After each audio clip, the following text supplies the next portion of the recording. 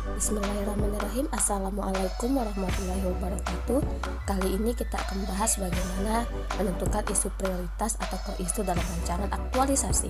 Sebelumnya, perkenalkan diri dulu. Kami dari kelompok 2 Laksar CPNS 2021 dari lingkungan pemerintah Provinsi Riau. Dengan anggota saya sendiri Darnisha SPD, Faradila SPD, Fitri Karina SPD, dan Rizka Habibah STP. Selamat menyaksikan. Isu merupakan sesuatu yang sedang hangat dibicarakan, biasanya berkonotasi negatif.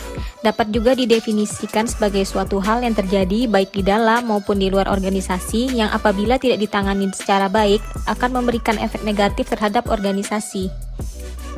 Isu-isu di instansi bisa bermacam-macam sumbernya, bisa dari tugas pokok fungsi, bisa dari sasaran kinerja pegawai, bisa dari penugasan oleh atasan langsung, dan bisa juga yang terpikir oleh diri kita sendiri. Analisis isu. Dalam menganalisis isu bisa menggunakan dua metode. Yang pertama ada AKPL dan USG. Untuk metode AKPL, di situ ada aktual, problematik, kekalayakan, dan layak. Adapun yang dimaksud dengan aktual adalah isu atau permasalahan-permasalahan yang ada di atas benar-benar terjadi. Problematik adalah isu tersebut mempunyai dimensi permasalahan yang kompleks dan mendesak untuk dicarikan solusi permasalahannya. Untuk kekalayakan artinya isu tersebut menyangkut hajat hidup orang banyak.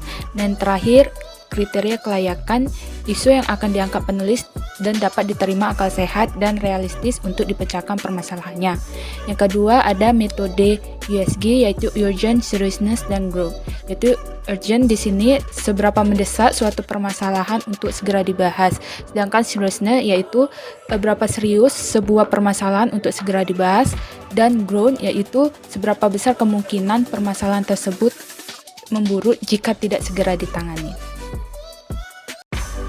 Bagaimana? Sudah paham kan mengenai isu dan teknik analisis manajemen isu? Agar lebih paham, berikut kami contohkan penerapannya.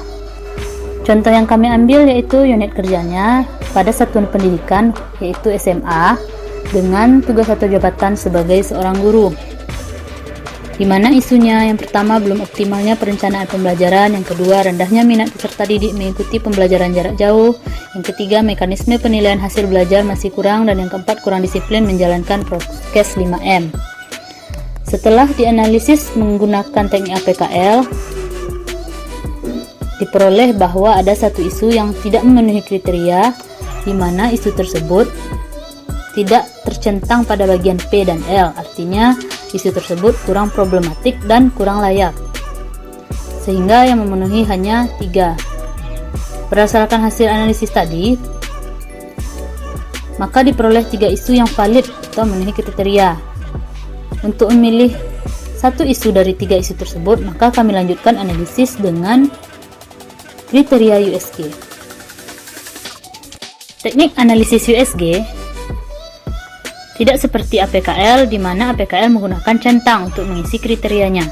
Untuk USG kita menggunakan skala 1-5, di mana skala 1 sangat tidak mendesak, skala 2 tidak mendesak, skala 3 cukup mendesak, skala 4 mendesak, dan skala 5 sangat mendesak.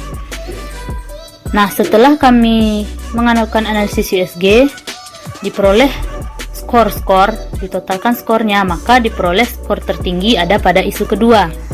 Maka berdasarkan kedua analisis tersebut, skor isu yang kami peroleh atau isu paling prioritas yang kami peroleh adalah isu kedua, yaitu rendahnya minat peserta didik mengikuti pembelajaran jarak jauh atau PJJ.